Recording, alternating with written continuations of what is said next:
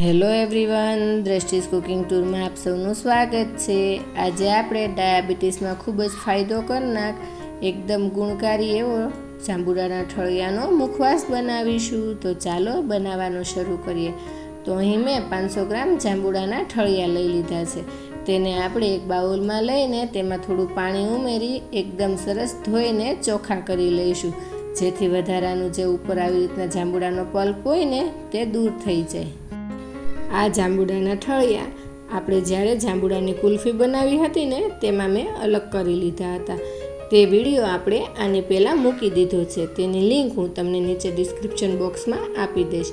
તો હવે એકદમ સરસ આવી રીતે ધોઈને જાંબુડાના ઠળિયા બધા આપણે ચોખ્ખા કરી લીધા છે। તો હવે આ ઠળિયાને આપણે સાઈડ પર રાખી દઈશું અને એક વાસણમાં પાણી ગરમ કરવા માટે રાખી દઈશું। પાણી ગરમ થાય એટલે આપણે તેની ઉપર એક ચાળણી મૂકીને તેમાં આ ઠળિયાને ઉમેરી દઈશું અને વરાળમાં આપણે તેને 10 મિનિટ માટે બાફી લઈશું। આપણે ઓવરકુક ના થઈ જાય તેનું ખાસ ધ્યાન રાખીશું। ફક્ત આપણે 10 મિનિટ જ આવી રીતે વરાળે આ ઠળિયાને બાફવાના છે।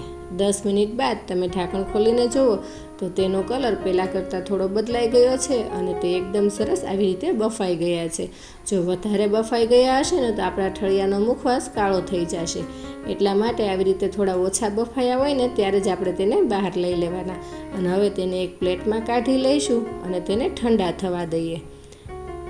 આપણા ઠળિયા થોડા ઠંડા થઈ જાય ત્યારબાદ આપણે ચપ્પુથી તેને આવી રીતે ઝીણા ઝીણા સમારી લઈશું।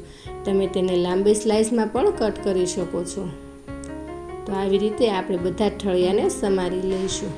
જો તમે મારી ચેનલમાં નવા આવ્યા હો ને તમને મારી રેસિપી ગમી હોય તો મારી ચેનલને સબસ્ક્રાઈબ કરવાનું ના ભૂલશો અને સાથે રહેલ બેલ આઇકનમાં જઈને ઓલનું બટન જરૂરથી દબાવજો, જેથી કરીને તમને મારા નવા વિડીયોની નોટિફિકેશન મળતી રહે। તો હવે બધા ઠળિયા સમારાઈ ગયા છે, તો તેમાં 1 ચમચી મીઠું, અડધી ચમચી જેટલો હળદર પાવડર અને 1 લીંબુનો રસ ઉમેરી દઈશું। હવે બધું જ બરાબર મિક્સ કરી દઈશું। જાંબુડાના ઠળિયાનો ઉપયોગ ડાયાબિટીસ પેશન્ટ માટે ખૂબ જ ફાયદો કરનાર છે। તો જાંબુડાના ઠળિયાને આવી રીતે મુખવાસ કરીને અથવા તો તેના ઠળિયાને સૂકવી તેનો પાવડર બનાવીને પણ પી શકાય છે। તો હવે આપણા ઠળિયામાં એકદમ સરસ હળદર મીઠું લાગી ગયું છે, તો તેને તડકામાં 1 દિવસ માટે સૂકવી દઈએ। 1 દિવસ બાદ તમે જુઓ તો આપણા ઠળિયા એકદમ સરસ સુકાઈ ગયા છે। તો બસ હવે આપણે તેને એક પેનમાં ઉમેરી દઈશું। એક પેનમાં લઈ લીધા બાદ આપણે તેને ધીમા ગેસ ઉપર શેકી લઈએ। ઠળિયાને શેકાતા 1 થી 2 મિનિટ જેટલો સમય લાગશે। જાંબુડાના ઠળિયાને આવી રીતે તમે સુકાઈ ગયા બાદ સ્ટોર કરીને પણ રાખી શકો છો અને જ્યારે મુખવાસ બનાવવો હોય ને ત્યારે જ આવી રીતે શેકો તો પણ ચાલે। જાંબુડાના ઠળિયા હવે આપણા સરસ એવા શેકાઈ ગયા છે, તો આપણે તેમાં 1 ચમચી જેટલું ઘી ઉમેરી દઈશું। ઘી ઉમેરવાથી તેમાં એકદમ સરસ બધા મસાલા જે ઉમેરીશું ને તે ચોંટી જશે અને તેનો કલર થોડો બદલાઈ જશે। તો ઘી ઉમેર્યા બાદ આપણે ફરી પાછું 2 મિનિટ માટે આ ઠળિયાને શેકી લઈશું।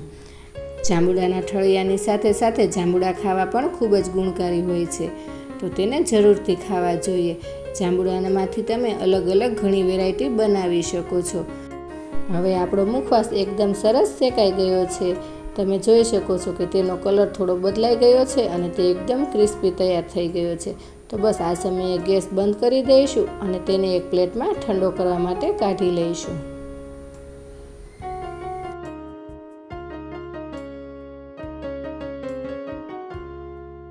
મુખવાસ ઠંડો થઈ ગયા બાદ આપણે તેમાં અડધી ચમચી જેટલો સંચળ પાવડર, સ્વાદ પ્રમાણે મીઠું અને અડધી ચમચી જેટલો ચાટ મસાલો ઉમેરી દઈશું અને બધું જ બરાબર મિક્સ કરી દઈશું।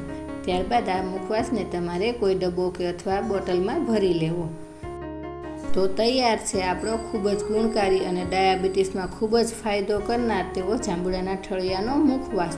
તો તમે એકવાર આ મુખવાસ જરૂરથી બનાવજો અને કોમેન્ટમાં જણાવજો કે તમને મુખવાસની રેસિપી કેવી લાગી, અને આ સાથે મારી ચેનલને લાઈક, શેર અને સબસ્ક્રાઈબ કરજો।